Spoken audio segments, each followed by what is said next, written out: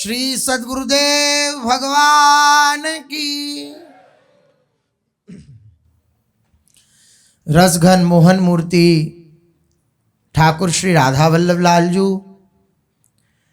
अनंतानंत सखियों की प्राण सजीवन मूरी श्री लाडली जू एवं इन युगल स्वरूपों को हृदय में नित्य नवीन रूप से दुलार करने वाले श्री सद्गुरुदेव भगवान के श्री चरणों में दंडवत प्रणाम है।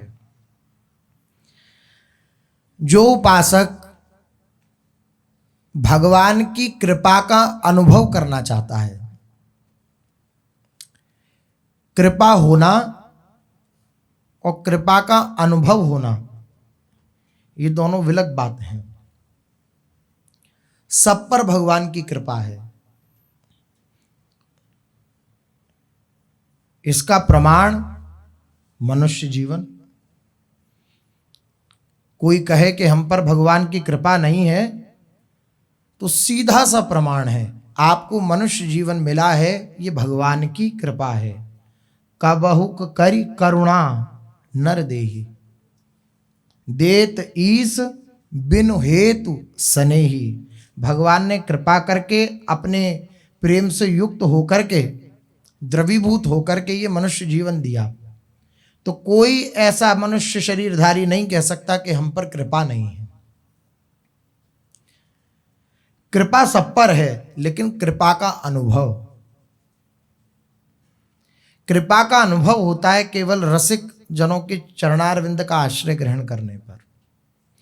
सब पर कृपा है, लेकिन उस कृपा का अनुभव किसे होगा? अनुभव का क्या अर्थ है? आपको ये जना दिया कि आपके ऊपर कृपा है, बस यही अनुभव है। आपको ये जना दिया आप ये नहीं हो, आप प्रियालाल के निज हो, ये अनुभव है। महापुरुषों की शरणागति से जो हमने अन्य अपने आप को मान रखा है या अपने आप को अकृपा में मान रखा है कि हम पर कृपा नहीं है, महापुरुषों की शरणागति से ये बात सुलभ हो जाती है कि महापुरुष जन बार बार हमारे दिमागों में भरते हैं कि तुम चिंता क्यों करते हो, तुम्हारे ऊपर भगवान की अत्यंत कृपा है। मनुष्य जीवन तुम्हें मिल गया, ये कृपा का स्वरूप। अब मोए भाव भरोस हनुमंता, बिनु हरि कृपा मिले नहीं संता। संतों का सानिध्य मिल गया, ये कृपा का स्वरूप। वृंदावन धाम मिल गया, यह कृपा का स्वरूप। युगल सरकार की भगवान की शरणागति मिल गई, ये कृपा का स्वरूप। अब इसके बाद भी अगर कोई अपने आप को कृपा का पात्र नहीं मानता तो धिक्कार है उसके जीवन पर। क्यों? क्योंकि इतने बड़े बड़े महापुरुषों ने जब स्टाम्प लगा दिया, कह दिया कि तुम पर कृपा है, तो हम अपनी ओर ना देख करके उनकी बात को मानकर स्वीकार कर लें हमारे ऊपर कृपा है। यही कृपा का अनुभव कराने का उपाय है, स्वीकार कर लेना हम पर बहुत कृपा है, बहुत कृपा है, बहुत कृपा है। फिर भी अगर कृपा का अनुभव नहीं हो रहा है तो भगवान से प्रार्थना। क्या प्रार्थना? हे नाथ आप मुझे प्यारे लगो, ये प्रार्थना। और कोई मांग जीवन में ना रह जाए, केवल आप मुझे प्यारे लगो। कहाँ प्यारे भगवान, कहाँ प्यारे लगते हैं? संसार प्यारा लगता है। लौट फिरकर अगर चित्त की वृत्ति को अगर हम छोड़ दें, नाम रूप लीला धाम में न लगाकर अगर चित्त की वृत्ति को सहज छोड़ दें तो कहाँ जाता है? संसार में ही जाता है, क्योंकि वहीं उसका प्रेम है, वहीं उसकी आसक्ति है, वहीं। तो भगवान से प्रार्थना कि ये जो सहज में विषयों का चिंतन होता है प्रभु, ये ठीक नहीं है, आप कृपा करो। आपसे मैं प्रार्थना करता हूं, क्या? आप मुझे प्यारे लगो। श्याम सुंदर सदा हमको प्यारे रहें, हम उन्हीं के रहें, वह हमारे रहें। ये पूज्य पंडित श्री गया प्रसाद जी महाराज के पोते श्री पीयूष जी महाराज, उनके द्वारा रचित पद है। श्याम सुंदर सदा हमको प्यारे रहें, हम उन्हीं के रहें, वो हमारे रहें। हम भंवर में रहें या किनारे रहें, हम उन्हीं के रहें, वह हमारे रहें। ये शर्त नहीं है प्रभु आपसे कि आप हमें किनारे ही किनारे रखो अपने, लेकिन एक शर्त है बस, आप मुझे प्यारे लगते रहो, चाहे हम भंवर में रहें और चाहे किनारे पर रहें, लेकिन आप हमारे रहो और हम आपके रहें, बस ये प्रार्थना। कोई मांग नहीं, कोई प्रभु से इच्छा नहीं, कोई शर्त नहीं, केवल एक ही मांग। क्या मांग? एक ही प्रार्थना। मांग तो कोई सामर्थ्यशाली कर सकता है, जिसके पास बल हो कुछ देने का तो वह, लेकिन अपने प्रार्थना कर सकते हैं। प्रार्थना करके प्रभु से कहें कि प्रभु आप प्यारे लगो, कोई प्यारा ना लगे, आपसे मेरी प्रार्थना है, हे प्रभु आप मुझे प्यारे लगें। केवल यही मेरी मांग है और कोई मांग नहीं। भगवान प्यारे कब लगते हैं? जब और कोई मांग नहीं रह जाती, और कोई इच्छा नहीं रह जाती, तो भगवान प्यारे लगने लगते हैं। भगवान हमें क्यों प्यारे नहीं लगते? अभी पराये से लगते हैं, शरीर संसार अपने लगते हैं, प्यारे लगते हैं, भगवान पराये लगते हैं। इसलिए बार बार उनके चरणों में प्रार्थना करो। प्रार्थना का बल सबसे बड़ा बल है। देखो गजेंद्र, सारे परिवार के जन छोड़ गए उसे, जब देखा ग्रह ने पैर पकड़ लिया तो 2-4 दिन सहयोग किया, लेकिन फिर अंत में कि अब इनकी यही नियति है, यही प्रारब्ध में है, ऐसा सोच करके सारे उसके बाल बच्चे, गजराज था गजेंद्र, गजों का राजा, सब छोड़ गए। यही संसार का स्वरूप है। आपको विपत्ति में देखेंगे तो ये देखेंगे कि आप अब जीवित बच पाओगे या नहीं, बस इतना देख करके पीछे हट जाएंगे। देखा देखी सामने ये लगेगा कि भाई जीवित रह सकते हैं, तो देखा देखी इसलिए जीवित रह गए, तो बाद में हमारे ऊपर ये कहेंगे कि देखो हमारी रक्षा भी नहीं करी। और जहां देख लिया कि भाई अब ये बचने लायक नहीं है, तो पीछे हट जाएंगे, सब चले गए। हथनियां उसकी, उसके बच्चे सब भाग गए, सब चले गए वहां से। अकेला पड़ गया गजेंद्र, कोई सहयोगी नहीं उसका। तो जब हारता है कोई, तो उसका सबसे बड़ा बल होता है प्रार्थना। गजेंद्र ने पूर्व जन्म के प्रभाव से प्रभु की प्रार्थना करी, भगवान की स्मृति बनी आई, और अपनी सूंड से एक कमल का पुष्प था, उस कमल के पुष्प को लिया और प्रभु का नाम पुकारा, नारायण। तो महापुरुष जन कहते हैं कि पूरा नाम नहीं ले पाया गजेंद्र, नारायण नार पुकारा था, तो भगवान उठ खड़े हुए बैकुंठ में और बोले गरुण से कि गरुण शीघ्र चलो, मुझे गजेंद्र के पास पहुंचना है। तो मन की गति से भी तेज गरुण की गति है। मन की गति कितनी तेज है? जहां जहां आप गए हैं वहां सोचिए, अभी तुरंत पहुंच गया मन। इससे भी अधिक गति गरुण की है। लेकिन भगवान ने कहा गरुण तुम देरी कर रहे हो। भगवान गरुण से उतरे और खुद स्वयं पहुंचे। इतनी शीघ्रता से गरुण पीछे पीछे आए, फिर विराजे प्रभु। इतनी शीघ्रता से नारायण पूरा बोल नहीं पाया गजेंद्र, और भगवान प्रकट हो गए। आर्त भाव से कोई प्रभु से पुकार के कह देता है, हे नाथ मेरा आपके सिवा कोई नहीं है, हे प्रभु आपके सिवा मेरा कोई नहीं है, तो प्रभु ऐसे ही बचा लेते हैं। लेकिन भगवान की माया की बलिहारी है कि जब तक सब दुत्कारते नहीं, फटकारते नहीं, दुख नहीं देते, पीड़ा नहीं देते, क्लेश नहीं देते, तब तक भगवान को पुकारते नहीं हम लोग। इसलिए भगवान फिर विपत्ति देते हैं। भगवान की कोई हमसे दुश्मनी थोड़ी है कि भगवान हमें विपत्ति दें। हमारी मानी हुई विपत्ति हमें प्रदान करते हैं। क्यों? क्योंकि तुम संसार की असलियत को इस विपत्ति से जान जाओ और मेरी शरण में आ जाओ। इसलिए भगवान से बार बार रोज प्रार्थना करते रहें कि नाथ हम तो आपको प्यार नहीं कर पा रहे हैं, लेकिन आपसे प्रार्थना है आप हमें प्यारे लगो, बस यही आप हमें दो, हमें कुछ नहीं चाहिए। हम अगर कुछ मांगे भी तो हमारी उस मांग को पूर्ति नहीं करना। आप हमें चाहे स्वर्ग में भेजो चाहे नरक में भेजो। पूज्य राम सुखदास जी महाराज के वचन है ये।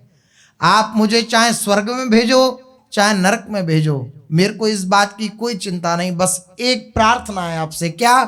हे प्रभु, आप मुझे प्यारे लगते रहे, केवल आप मुझे प्रिय लगते रहे। हे नाथ, अगर मैं स्वर्ग चाहूं तो मुझे नरक में डाल देना, सुख चाहूं तो अनंत दुखों में डाल देना, पर आप मुझे प्यारे लगे रहना, आप मुझे प्यारे लगते रहें, बस इतना। क्या कारण है महापुरुषों का ऐसा कहने का? मेरी चाह पूर्ति ना हो, आपकी चाह पूर्ति हो। मेरी चाह है ना स्वर्ग प्राप्ति, कभी मत देना, क्योंकि मैं अपनी चाह से ही अनंत जन्मों से फंसा आ रहा हूं, हो सकता है इसमें भी फंस जाऊं।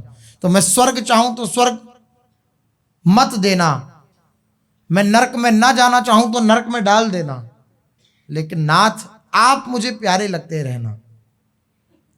यत्र यत्र मम जन्म कर्म ही नारकेत परमे पदेथवा राधिका रत निकुंज मंडली तत्र तत्र हृदय में विराजताम।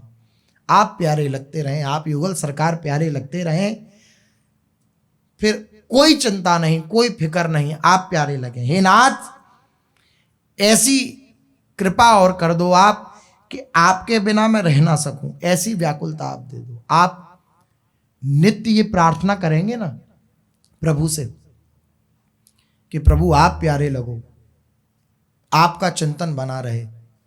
चिंतन का कितना सुंदर महापुरुष जन उपाय बतलाते हैं। कल पूज्य महाराज श्री ने बताया, हर 5 मिनट में, 5 मिनट में राधा नाम, 5 मिनट में राधा नाम।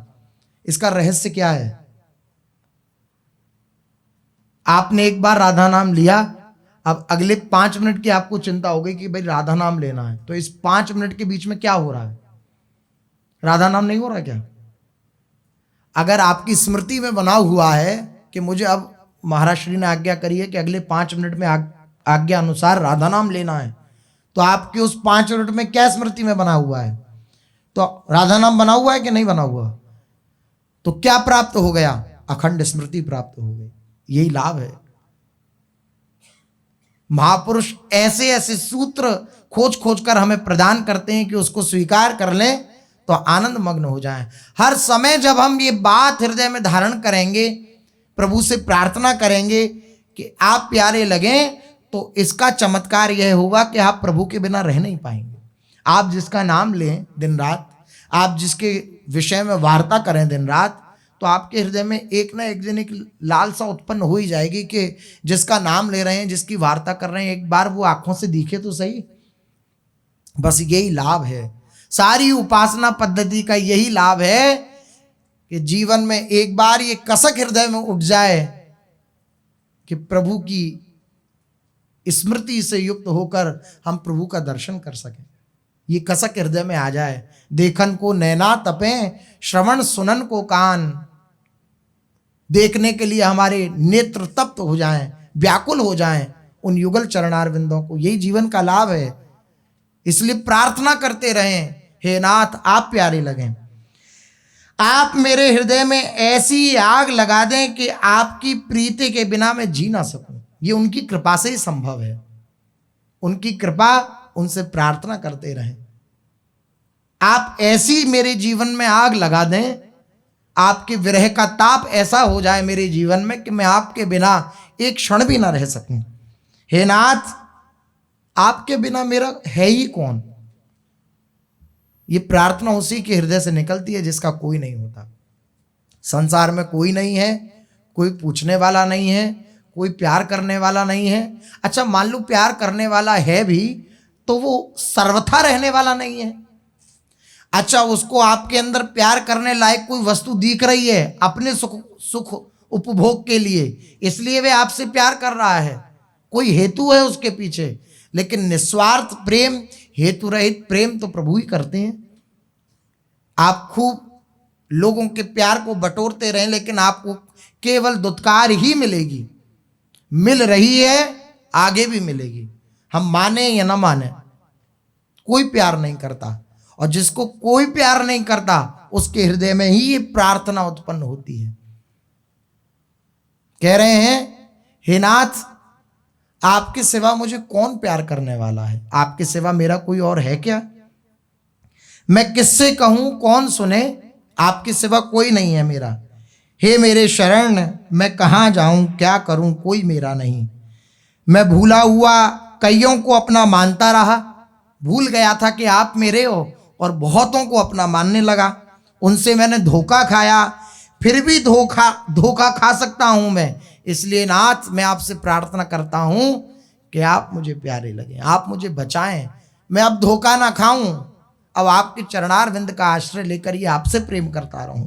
हे मेरे प्यारे, हे अनाथ नाथ, हे अशरण शरण, हे पतित पावन, हे दीन बंधु, हे आरक्षित रक्षक, हे आर्त त्राण परायण, हे निराधार के आधार, हे अकारण करुणा वरुणालय, हे साधनहीन के एकमात्र साधन, हे असहाय के सहायक, क्या आप मेरे को जानते नहीं मैं कैसा भग्न प्रतिज्ञ हूं।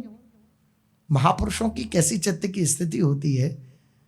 बोले आप क्या मुझे जानते नहीं, मैं कैसा भग्न प्रतिज्ञा अर्थात मैं कोई भी साधन करने की कोई भी प्रतिज्ञा ग्रहण करूं कि मैं आपसे प्यार करूंगा या मैं आपका नाम जप करूंगा, लेकिन मेरी सारी प्रतिज्ञा टूट जाती हैं।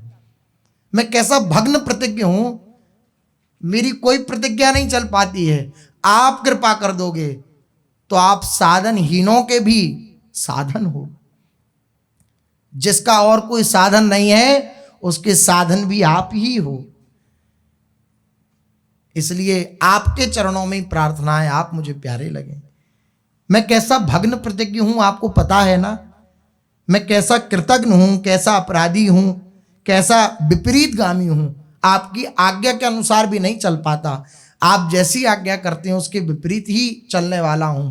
लेकिन मुझे आपकी कृपा पर भरोसा है। आपके रसिकजन, आपके निजजन कहते हैं कि इनकी कृपा का जो आश्रय ले लेता है उसका प्रभु कभी परित्याग नहीं करते। बस इस बात का मुझे भरोसा है, इस बात का मुझे भरोसा है। इसलिए आपके चरणों में मैं प्रार्थना कर रहा हूं। कैसा अकरण करण परायण हूं मैं, आपको तो पता ही है। अनंत दुखों के कारण स्वरूप भोगों को भोग कर जानकर भी आसक्त रहने वाला कि ये अनंत दुख देने वाले हैं भोग, अनंत कष्ट देने वाले हैं ये भोग, ये संसार अनंत कष्ट देने वाला है, फिर भी मैं ये सब जानकर भी उन्हीं में आसक्त होने वाला, अहित को हितकर मानने वाला, बार बार ठोकरें खाकर भी नहीं चेतने वाला, आपसे विमुख होकर बार बार दुख पाने वाला, चेत कर भी न चेतने वाला, जान कर भी न जानने वाला, मेरे सिवाय आपको ऐसा कौन मिलेगा नाथ। इसलिए आप कृपा करो। मेरी इस स्थिति को देख करके आप कृपा पूर्वक मैं आपके चरणों में प्रार्थना करता हूँ। मेरी बस एक मांग है, क्या, कि मुझे कुछ अच्छा ना लगे, केवल आपके से, केवल आप मुझे प्यारे लगें। प्रभु त्राहि माम त्राहि माम त्राहि माम। हे प्रभु, हे विभो, मैं आंख पसार कर देखता हूं तो मन बुद्धि प्राण इंद्रियां और शरीर भी मेरे नहीं हैं, फिर वस्तु व्यक्ति आदि मेरे कैसे हो सकते हैं। ये शरीर ही अपना नहीं है। भाई भारी हम किसी को अपना माने तो बिल्कुल ही अलग बात हो गई। जिस शरीर में हम रह रहे हैं वही अपना नहीं है, तो मैं किसी और को कैसे अपना मान सकता हूं। ऐसा मैं जानता हूं, कहता हूं, पर वास्तविकता से नहीं मानता। मेरी यह दशा क्या आपसे किंचन मात्र भी छिपी है क्या। आप सबके हृदय की जानने वाले हैं। सर्वस्व चाहम हृदय सन्निविष्टो, आप हृदय में ही सन्निविष्ट होकर सबके हृदय की बात जान रहे हैं। आप मेरे भी हृदय की बात जानते हैं। इसलिए प्यारे क्या कहूँ। हे नाथ, हे दीन बंधो, आप अपनी तरफ से शरण में ले लें। बस केवल आप ही आप प्यारे लगें और कोई मुझे प्यारा न लगे। ये प्रार्थना, ये आर्त भाव, ये भगवान की कृपा में डुबो देगी, भगवान की कृपा का अनुभव करा देगी। और जिस दिन एक कण भी भगवान की कृपा का अनुभव हो गया, उस दिन फिर उपासक बादशाह हो जाता है। सामान्य नहीं रहता, बादशाह हो जाता है। फिर वह पुरुष नहीं रहता, महापुरुष हो जाता है। परम पुरुष श्री कृष्ण हैं, लेकिन संत जन पुरुष नहीं होते, महापुरुष होते हैं। किसकी कृपा से? इनकी कृपा के अनुभव से। इनकी कृपा का लेश मात्र भी अनुभव में आ गया तो बस महापुरुष हो जाता है वह उपासक। महापुरुष, महापुरुष क्या? संसार में कोई नहीं प्रभु के सिवा, संसार में अपना कहलाने वाला कोई नहीं, केवल प्रभु, केवल प्रभु, केवल प्रभु। इसलिए बार बार उनके चरणों में हम प्रार्थना करें कि हे नाथ, और कोई मांग मेरी नहीं है। मांग होते हुए भी ये बात कहें, मांग है, शरीर की, मन बुद्धि चित्त आदि की मांग है, लेकिन नाथ आप मांग पूरी मत करना। मेरी कोई मांग नहीं है। मैं चाहता हूं मेरे और आपके बीच में कोई मांग ना आए, कोई मेरी कामना ना आए। मैं मांगू तब भी आप अपनी इच्छा की पूर्ति करना, मेरी इच्छा की पूर्ति मत करना। इतनी छूट दे दें हम प्रभु को, और फिर प्रार्थना करें कि मेरी और कोई मांग नहीं, केवल यही मांग है कि आप मुझे प्यारे लगे, आपके सिवा मुझे कोई प्यारा ना लगे। चलते हैं देववन में। श्री महाप्रभु श्री हरिवंश चंद्र जी महाराज श्री व्यास मिश्र और श्री तारा रानी जी को अद्भुत सुख प्रदान कर रहे हैं, अद्भुत सुख बरसा रहे हैं। कल चरणामृत की महिमा कैसी महाप्रभु ने प्रकट करी, कैसा हट प्रदान कर दिया कि नहीं, अब हम चरणामृत के बिना नहीं। तो फिर बलात् द्वार पर गए श्री राधा मोहन जी के, माता पिता को लेकर के, और स्वतः द्वार खुल गए और देखा कि श्री राधा मोहन जी दिव्य शैया पर विराजमान है, चरणामृत विराजमान है। अभी मंगला आदि कुछ नहीं करी है व्यास मिश्र जी ने, लेकिन अलौकिक ढंग से, अलौकिक रीति से मंगला, श्रृंगार आदि, भोग आदि सब हो चुका है, और भोग प्रसादी, महाप्रसाद और चरणामृत विराजमान है। तो ये दिव्य दर्शन महाप्रभु की कृपा से समस्त देववनवासियों को और श्री तारा रानी और व्यास मिश्र जी को हुआ। ऐसे महापुरुषजन सब पर कृपा करते हैं जो उनकी शरण में आ जाता है, जो उनकी सन्निधि में आ जाता है। महापुरुषों की सन्निधि का यही लाभ है। जैसे समुद्र में ज्वार भाटा आता रहता है, ऐसी महापुरुषों के चित्त में भी ज्वार भाटा आता रहता है। तो जो निकट में होते हैं, जैसे समुद्र के निकट कोई हो तो उस ज्वार भाटे में डूब जा सकते हैं, इसी प्रकार जो निकट होते हैं उनको वह ज्वार भाटा, प्रेम का ज्वार भाटा डुबो देता है। महाप्रभु निकट हैं तो वह प्रेम उमंग उनके हृदय में बढ़ती रहती है। तो आसपास के देववनवासी और सब परिवार के जन सब उस ज्वार भाटा में निरंतर डूब रहे हैं, प्रेम के ज्वार भाटा में। ये महापुरुषों की महिमा है। इसलिए महापुरुषों की संगति का वर्णन किया गया है। साधु संगति करी अनुदिन राति। महापुरुषों की वाणियों का आश्रय लिया हुआ है, महापुरुषों के वचनों का आश्रय लिया हुआ है, तो हम महापुरुष की सन्निधि में हैं। ऐसा ना माने कि उस समय महापुरुष जन विराजमान थे, अब कहाँ, और ऐसा, या हम निकट कहाँ रह पाते हैं। नहीं, महापुरुषों की चरण पादुका, उनका चरणामृत, उनके वचनामृत, उनका उच्छिष्टामृत, ये सब महापुरुषों की सन्निधि है। उनकी आज्ञा का पालन ये महापुरुषों की सन्निधि है। जो इस सन्निधि में रहता है उसको एक ना एक दिन वह प्रेम का ज्वार भाटा डुबो ही देता है। तो कभी ये हताशा नहीं आनी चाहिए कि हमें कहाँ निकटता प्राप्त है। नहीं, हमारे पास उनके वचन की निकटता प्राप्त है। वह वचन रूप में हमेशा हमारे साथ में है, प्रतिपल हमारे साथ में है। इसलिए वे वचन रूप से हमारे साथ हैं, तो उनका प्रेममय ज्वार भाटा में डुबा ही देगा एक ना एक दिन। आज बालक वृंद विहारी सकल जंतु सुखकारी, पूर्वी थिनु में रमे कथा दिन दिन की प्यारी। 5 वर्ष के भये जबई श्री व्यास दुलारे, तब उपवन चली जाएं खेल नाना विस्तारे। सबको सुख प्रदान करने वाले श्री हिजू महाराज अब 5 वर्ष के हो गए हैं। वे अपने समवयस्क बालकों की मंडली के साथ नए नए कौतुक करते हैं, नाना प्रकार से खेलों का विस्तार करते हैं, अद्भुत सुख बरसा रहे हैं। एक समय श्री व्यास जू हे सेवा के माही, करत सिंगार जुलाल को, लाडली छवि होई जाहि। लाडली को भूषण वसन पहिरावत मन देई। निरखत हैं छवि लाल की, भूली मान ही ले। फिर करत सिंगार को, लाल वही छवि सोई। व्यास सोच मन में भयो, कहा जु कौतुक होई। एक दिन श्री व्यास मिश्र जी ने अपने सेव्य युगलवर श्री राधा मोहन जी का बड़े ही भावपूर्वक पूर्ण मनोयोग से श्रृंगार किया और उन्हें सिंहासन पर विराजमान कराया। तत्पश्चात दूर हटकर जो ही वे प्रिया प्रीतम की श्रृंगारित छवि के दर्शन करने लगे, यह अद्भुत सुख उपासक जनों को प्राप्त होता है जब अपने घर के ठाकुर उनका श्रृंगार किया, अपने हाथों से पुष्पादि से दिव्य श्रृंगार किया, चंदन की पत्रावली करी, और जब दूर हट के देखता है तो उस उपासक के हृदय में जो सुख होता है वह अन्यत्र प्राप्त नहीं होगा, जैसा सुख उस उपासक के हृदय में होता है। व्यास मिश्र जी भी श्रृंगार कर रहे हैं श्री राधा मोहन जी का, और फिर दूर हट के देख रहे हैं।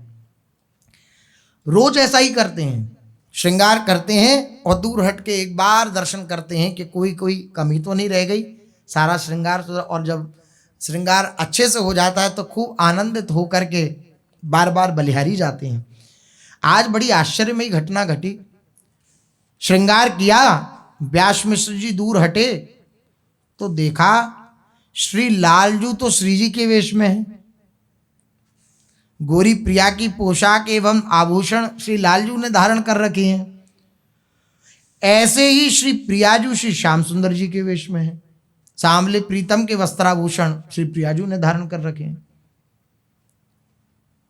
प्रियाजू का श्रृंगार लालजू के श्री अंग में और लालजू का श्रृंगार प्रियाजू के श्री अंग में, ऐसा दिखाई पड़ा व्यास मिश्र जी को।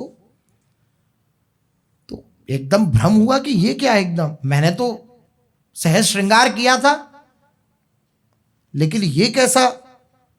श्री व्यास मिश्र जी मन में सोचने लगे, कदाचित मुझसे ही श्रृंगार धारण कराने में भूल हो गई होगी, मेरी आंखों का भ्रम, मैंने श्रृंगार इधर उधर, ठीक है, विपरीत श्रृंगार धारण करा दिया, कोई बात नहीं।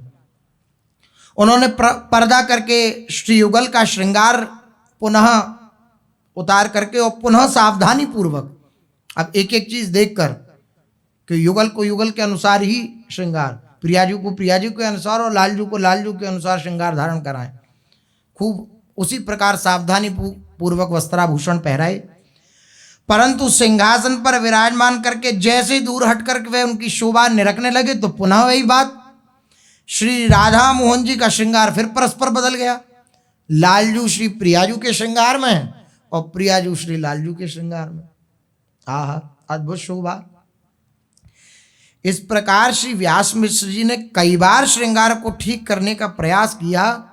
इस प्रकार श्री व्यास मिश्र जी ने कई बार श्रृंगार को ठीक करने का प्रयास किया, किंतु बारंबार श्रृंगार परिवर्तित हो जाता।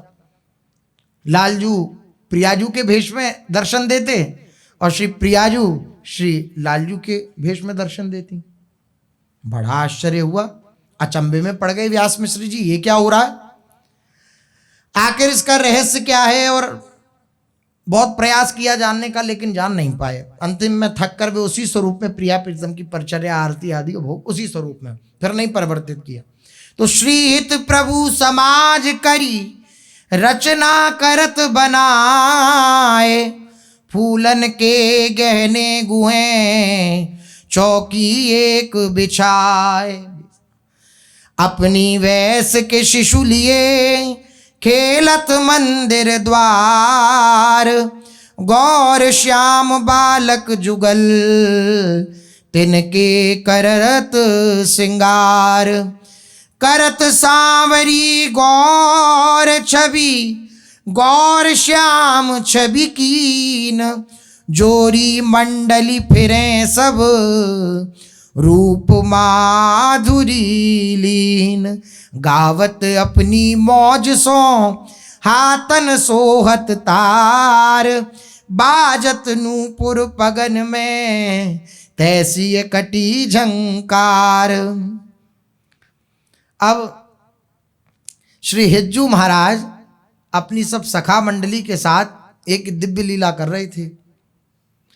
मंदिर के समीपस्थ बाग में व्यास मिश्र जी के लाडले बालक हरिवंश अपनी उम्र के बालकों की मंडली के साथ एक नवीन कौतुक कर रहे हैं। आज उन्होंने एक चौकी बिछाकर उस पर अपने समवयस्क समान अवस्था के एक गोरे रंग का बालक और एक श्याम वर्ण का बालक, थोड़ा सा सांवला, दोनों को चौकी पर विराजमान किया। गौर श्याम वर्ण के बालकों को, दो बालकों को, कुछ बालक बगीचे से सुंदर पुष्प चयन कर कर लाए। महाप्रभु ने आज्ञा करी कि जाओ पुष्पों का चयन करो, तो सुंदर सुंदर पुष्प तोड़ करके लाए। श्री हिज्जू ने उन पुष्पों से सुंदर आभूषणों की रचना करी, कलियों के आभूषणों की, तथा उन गौर श्याम बालकों का श्री प्रिया प्रीतम के स्वरूप में बड़ा मनोहर श्रृंगार किया। अद्भुत श्रृंगार। प्रेमावेश में विशेषता यह हुई कि श्री हितजू महाराज ने गौरवर्ण के बालक को तो सांवले सरकार श्री श्याम सुंदर बना दिया, और श्याम वर्ण के बालक को गोरी श्री राधा किशोरी जी के रूप में सुसज्जित कर दिया। अब कैसी प्रबल भावना है महापुरुषों की। बाग में दो बालकों को, एक गोरा है एक सांवला, तो सांवले बालक को गोरी प्रिया जी का श्रृंगार धारण करा दिया और गोरे बालक को सांवले लालजू का श्रृंगार धारण करा दिया। भावना की ऐसी प्रबलता प्रेम की कि श्री राधा मोहन जी का श्रृंगार परिवर्तित हो गया। अब बार बार व्यास मिश्र जी चेष्टा कर रहे हैं कि श्रृंगार शायद हमसे भूल हो गई, हम पुनः करते हैं, लेकिन बात नहीं बन रही। गोरी प्रिया जी आज श्याम सुंदर के रूप में विराजमान है और सांवले ठाकुर आज गोरी प्रियाजू का श्रृंगार धारण करें। कैसी अद्भुत शोभा हो रही है। ठीक वही श्रृंगार परिवर्तन मंदिर में विराजमान श्री राधा मोहन जी में भी व्यास मिश्र जी को प्रत्यक्ष देखने को मिला। इस प्रकार अनोखा श्रृंगार करा करके अब बाल हरिवंश अपनी मंडली के साथ उनकी रूप माधुरी देखकर बड़े आनंदित हो रहे हैं। कैसी अद्भुत शोभा है। श्री प्यारी जू ने जब श्री लालजू का श्रृंगार धारण किया है तो क्या शोभा हो रही है। पाग सुरंग बनी है छबीली के, भांति अनूप सखीन बनाई,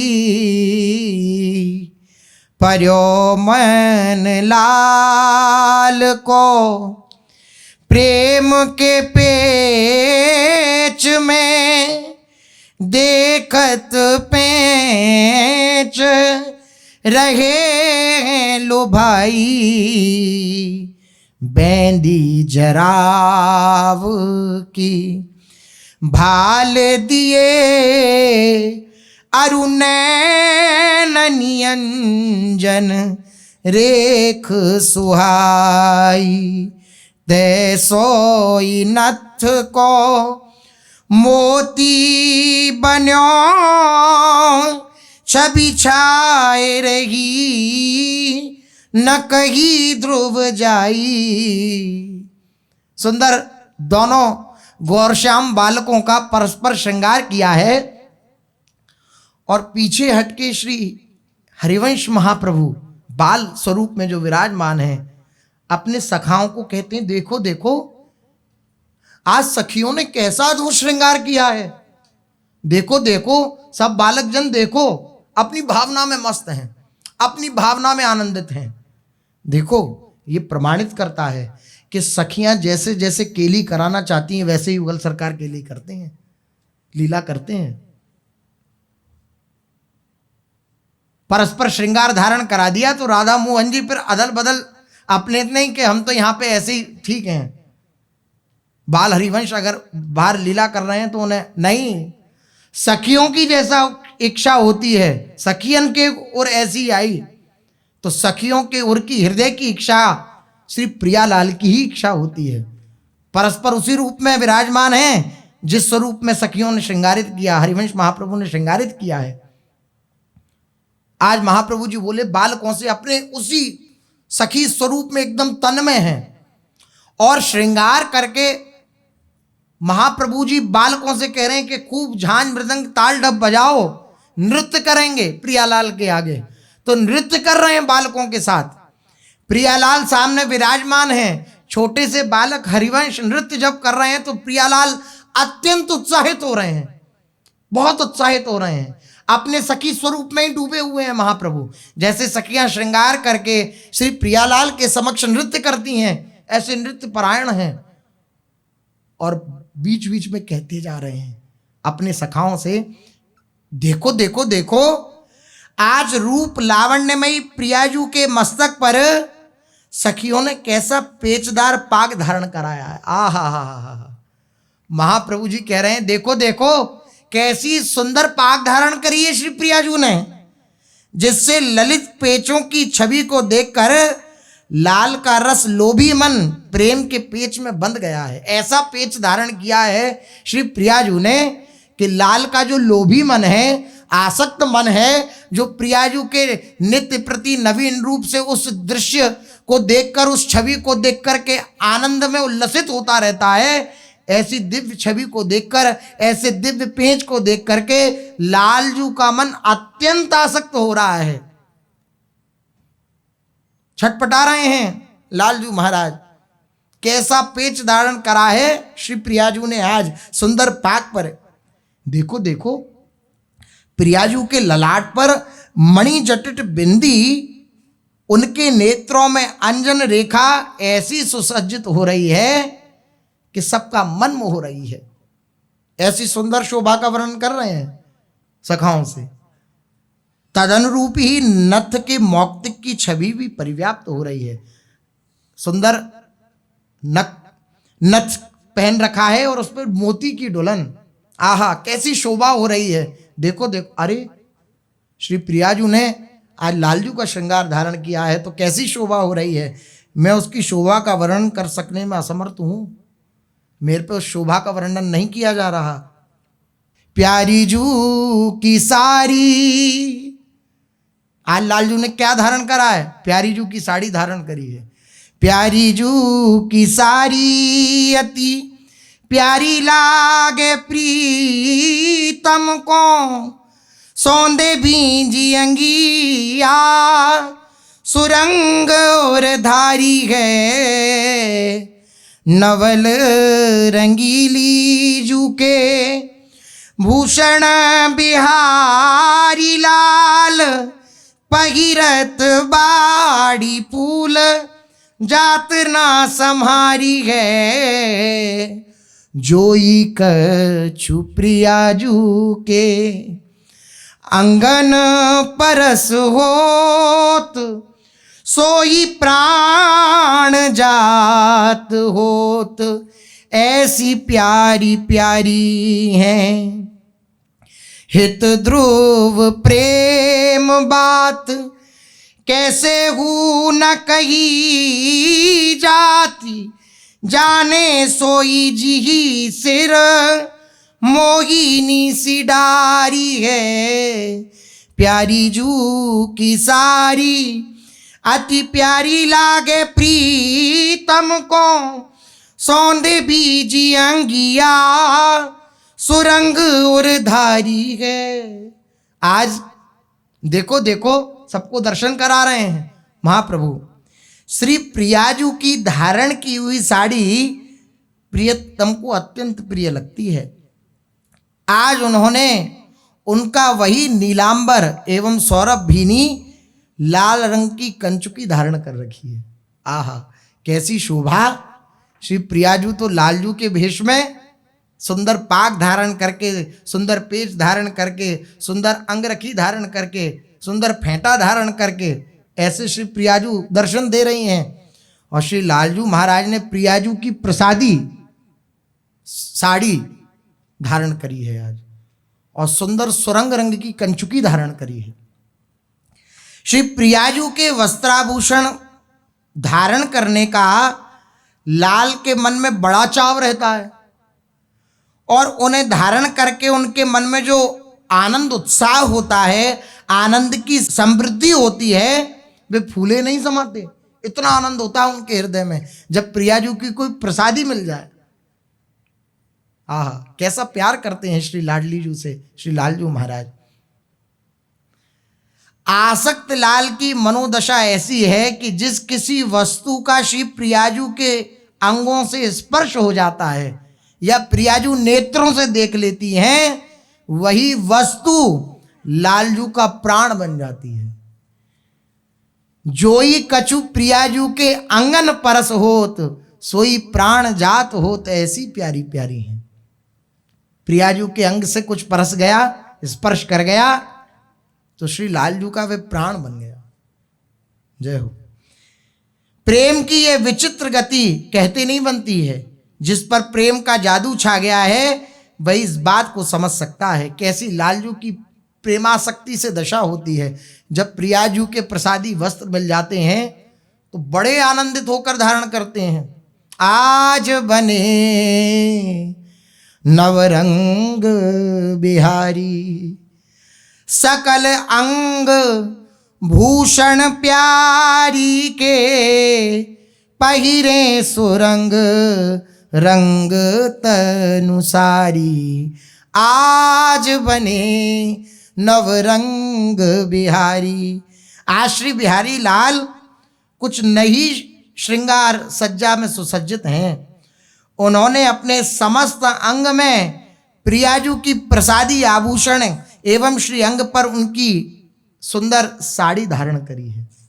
आहा, कानों में ताटंक, श्रुति ताटंक, कैसा सुंदर श्रृंगार किया है सखियों ने। आज महाप्रभु जी कह रहे हैं अपने सखाओं से कि देखो देखो, श्रुति ताटंक मांग मोतिन युत, कुम कुम आड़ संवारी, अंजन नैन लसे नक बेसरी, चिबुक बिंदु छवि न्यारी, दुलरी जलज पीत और अंगिया, करन बनी बलियारी। आहा, हसत मंद अंचल मुख दिए, आरसी जब ही निहारी, तो निरखत अंग अंग की शोभा, नैन निमेश बिसारी, हित ध्रुव भई अधिक छवि तन की, करत वेश सुकुमारी। आहा, कानों में सुंदर कुंडल धारण कर रखे हैं, मोतियों की लड़ी धारण कर रखी है, ललाट पर केशर की बिंदी धारण कर रखी है, नेत्रों में सुंदर झीनांजन लगाया है और नासिका में सुंदर बेसर धारण करी है। आहा, उनके चिबुक बिंदु की छवि बड़ी विलक्षण है। बिहारी लाल के कपोत कंठ पर मोतियों की दुलड़ी, सुंदर माला मोतियों की वह धारण करी है। वक्षस्थल पर पीत कंचुकी और कलाइयों पर चूड़ियां खनक रही हैं। श्री लालजू महाराज ने आज कलाइयों में चूड़ियां पहनी हैं। महाप्रभु की कृपा से सारे सखाओं को भी दर्शन हो रहा है। ऐसा जब वे हाथ में दर्पण लेकर श्री लालजू महाराज जब सुंदर श्रृंगार धारण कर लिया तो पल्लू सर पर धारण कर रहे हैं, घूंघट, और हाथ में दर्पण ले लिया है और तिरछी निगाह से टेढ़े नैन करके और दर्पण की तरफ देख रहे हैं। ऐसी छवि पर सब सखियां और श्री प्रियाजू बार बार बलिहारी जा रही हैं कि जय हो लालजू महाराज, आपकी क्या कहना। वैसे ही आपके नेत्र इतने चपल चंचल, यद्यपि प्रियाजू के सामने गंभीर रहते हैं लेकिन फिर भी स्वभाव तो है ही चंचलता का। तो सामने दर्पण है और प्रियाजू से कह, आप तो क्या बात है, हमारे भेष में आप भी खूब सुंदर जच रही हैं, लेकिन मेरे को देखो मैं कैसी लग रही हूँ आज। श्री लालजू महाराज श्री प्रियाजू की वह सुंदर प्रसादी अंग वस्त्रों को धारण करके, प्रसादी आभूषणों को धारण करके और सामने दर्पण विराजमान करके और पल्लू सर पर ले रखा है, घूंघट मारा और कहा कि देखो प्रियाजू कैसी लग रही हूं मैं आज। तब मुख पर अंचल ओट देकर मंद मंद मुस्कुरा रहे हैं। अंचल ओढ़ दिया और मंद मंद मुस्कुरा रहे हैं। अपनी अंग अंग शोभा को निहार कर उनके नेत्र पलकें गिराना भूल जाते हैं। प्रियाजू के श्रीअंग की प्रसादी धारण कर रखी है, उसको धारण करके जब दर्पण में अपनी ही छवि देखते हैं तो महाराज अपलक नेत्रों से देखते रहते हैं। आज सुकुमारी प्रियाजू का वेश श्रृंगार धारण करते ही प्रियतम के तन की शोभा अत्यधिक वृद्धि को प्राप्त हो रही। ऐसी दिव्य शोभा श्री प्रियाजू लालजू के श्रृंगार में और लालजू प्रियाजू के श्रृंगार में, ऐसी शोभा सबको दर्शन में आ रही है। उस माधुरी को देखकर, उस रूप माधुरी को देखकर बड़े आनंदित हो रहे हैं बाल हरिवंश जी। दोनों हाथों से उनकी बलैयां ले रहे हैं, बार बार बलिहारी जा रहे हैं।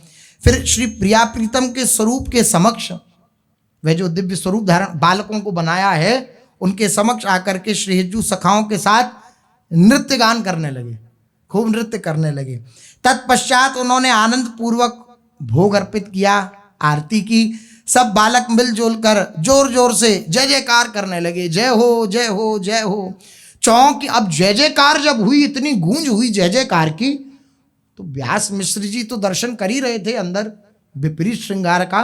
जब जय जयकार का घोष सुना तो एकदम उनके की कहां से जय जय की ध्वनि आ रही है। तो चौंकी परे श्री व्यास जू, कहां शब्द जय हो ही।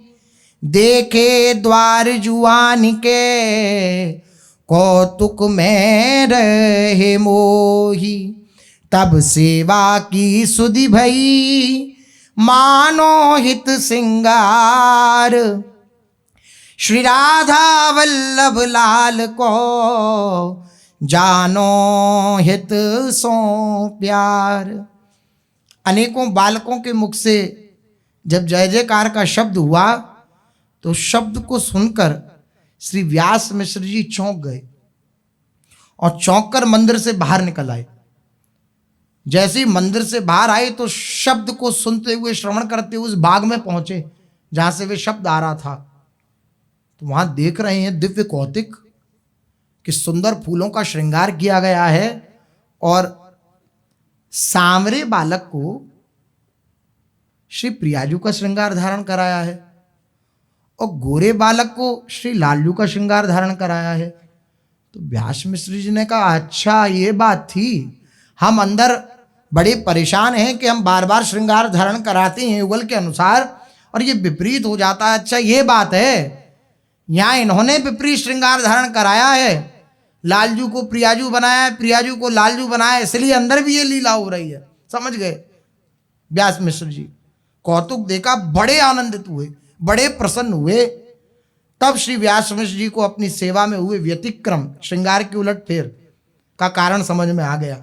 वे अपने बालक हरिवंश पर श्री राधा मोहन जी की अद्भुत कृपा देख करके गदगद हो रहे हैं और कहने लगे कि सचमुच यह कोई अलौकिक बालक है। इसकी अभी बालकपन से ही ऐसी सिद्ध भावना है कि यहाँ बालकों को विपरीत क्रम से श्रृंगार धारण करा रहा है, तो वहाँ मंदिर में विराजमान प्रिया प्रीतम का स्वयं श्रृंगार परिवर्तित हो जा रहा है। कैसी इसकी सिद्ध भावना है। प्रभु की हम पर बड़ी कृपा है जो ऐसे दिव्य बालक का प्रादुर्भाव हमारे गृह में हुआ, हमारे घर में हुआ। बार बार बलिहार जा रहे हैं। व्यास शीस आघ्रान करत, प्रभु कृपा मनावत। व्यास निरखि सुत वदन, प्रेम सो हिय भरियावत। बालक हरिवंश को अपने समीप बुलाया और समीप बुला करके अपनी गोदी में बिठाया और बार बार उनके मस्तक को सूंघ रहे हैं। ये दुलार करने की ही एक क्रम है। गोदी में लिया बाल हरिवंश चंद्र जी को और बार बार उनका मस्तक सूंघ रहे हैं, बार बार बलिहारी जा रहे हैं हरिवंश चंद्र जी के और बार बार प्रभु की कृपा मना रहे हैं कि मेरे पर प्रभु की अत्यंत कृपा है, संतों की अत्यंत कृपा है जो ऐसे लाला आए। व्यास निरखि सुत वदन, प्रेम सो हिय भरियावत। बार बार प्रभु की कृपा मनाते हैं, बार बार सिर सूंघते हैं और बार बार महाप्रभु के उस दिव्य वदन को बार बार निहार करके प्रेम द्रवित हो रहे हैं। श्री व्यास मिश्र जी बालक को हृदय से लगा रहे हैं। श्री हिज्जू का सिर सूंघ कर वे मनी मन प्रभु की अहेतुक अनुकंपा का अनुभव कर रहे हैं, श्री हरिवंश के मुख का अवलोकन कर रहे हैं, श्री व्यास जी के हृदय में प्रेम के सात्विक भाव उदित हो रहे हैं। महाप्रभु विराजमान हैं गोदी में और दिव्य सात्विक भाव उत्पन्न हो रहे हैं। एक दिना श्री हित प्रभु गए बगीचा माही, बालक विप्रन के लिए आनंद में बिलसाही। कहो सबन सोहित प्रभु फूल तोरी के लाव, मंडल कीजे फूल को खेलें सहज स्वभाव। फूलन की रचना करी मंडल मध्य रसाल, वृक्षन सो शोभित ललित फूलन की नवमाल। फूलन के द्वय वृक्ष रची नील पीत झलकाही, राजत मंडल माही दो शोभा पे बलि जाही। एक जरी को वस्त्र ले दो निदियो उड़ाए, तापर हार कलीन के पहिराए जू बनाए। अब महाप्रभु एक दिव्य लीला का प्रादुर्भाव कर रहे हैं। ग्रीष्म ऋतु के दिन हैं। एक दिन बालक हरिवंश उत्थापन के समय अपने मित्रों को लेकर बगीचे में खेलने के लिए गए। पहले सुंदर विग्रह बनाकर रच के प्रभाव उसका दिखलाया, फिर दो बालकों को स्वरूप बना करके उसका प्रभाव दिखलाया, उसकी महिमा दिखलाई। अब वृक्षों की लताओं की महिमा दिखला रहे। महाप्रभु का अर्थ है कि आप कहीं भी भावना कर लें, ये मेरे प्रियालाल हैं, तो प्रियालाल आपकी सेवा को स्वीकार करते हैं। हमने तो प्रियालाल विराजमान कर रखे हैं, अपने घर में ठाकुर विराजमान कर रखे हैं, तो हम ऐसी भावना ना करें कि वो प्रियाजू की अलग सेवा होती है, ये तो हम अपनी प्रियाजू की ऐसे सेवा कर रहे हैं, वो तो हम अलग सेवा करेंगे अपना स्वरूप प्राप्त आदि। वो वहां ऐसे नहीं, यही भावना होनी चाहिए कि यही प्रियालाल मेरे प्रियालाल हैं, मैं इनकी सेवा कर रही हूं तो साक्षात निकुंज में विराजमान प्रियालाल की मैं सेवा कर रही हूं या कर रहा हूं, ऐसी भावना होनी चाहिए। देखो भावना है महाप्रभु जी की, वह महिमा प्रकट कर रहे हैं। पहले मूर्ति रूप में विग्रह रूप में सेवा करी, उसके बाद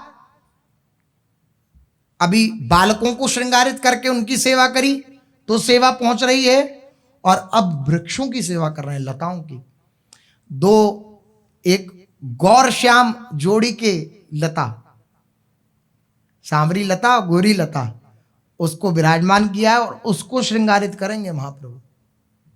प्रियालाल के स्वरूप में उसको श्रृंगारित करेंगे और उसका श्रृंगार करके ये महिमा बतलाएंगे कि आप कहीं भी भावना कर लें प्रियालाल की कि ये हमारे प्रियालाल हैं, आप वहां भावना करके और उस प्रकार से पूरी तन्मयता के साथ अपनापन मान करके आप उधर सेवा करेंगे, युगल सरकार मान करके, तो युगल सरकार आपकी सेवा को स्वीकार करेंगे।